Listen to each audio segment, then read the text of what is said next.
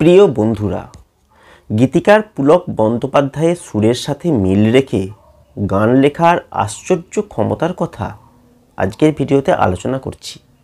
এই ভিডিওতে আপনারা জেনে নিন সেই সময়ে বাংলা গান কিভাবে তৈরি হতো। একবার প্রখ্যাত গায়ক এবং সুরকার ওস্তাদ আলী আকবর খান কলকাতায় এসেছিলেন। সেই সময়ে তিনি অত্যন্ত পরিচিত ছিলেন সঙ্গীত জগতে।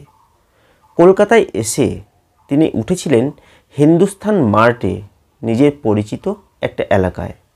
এই খবর জানতে পেরে হৈমন্তী শুক্লা গীতিকার পুলক বন্দ্যোপাধ্যায়কে ফোন করলেন।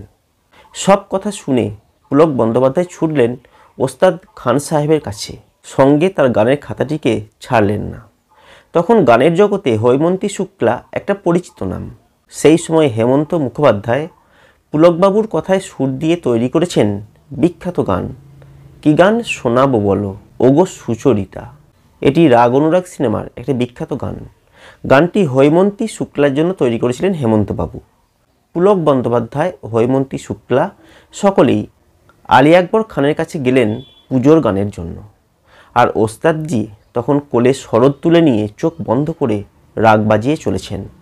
শরৎ থামিয়ে তিনি পুলকবাবুকে বললেন, এই রাগ আমার তৈরি করা, এই রাগের উপরে একখানা গান লিখে ফেলুন তো। পুলকবাবু কলম বের করে খসখস করে খাতায় লিখে ফেললেন গানের শুরুটা। হৈমন্তী শুক্লা পুলকবাবুর খাতায় চোখ রেখে চমকে উঠলেন। ওস্তাদ আলী আকবরের সুরে এবং পুলকবাবুর কলমে লেখা হলো, চির অমর সেই গান, স্মৃতিই শুধু থাকে, স্মৃতিই শুধু থাকে। সেই দিন হৈমন্তী শুক্লা বলেছিলেন, সত্যিই পুলকদা, সুরের উপর গান লেখার আশ্চর্য ক্ষমতা আপনারই আছে।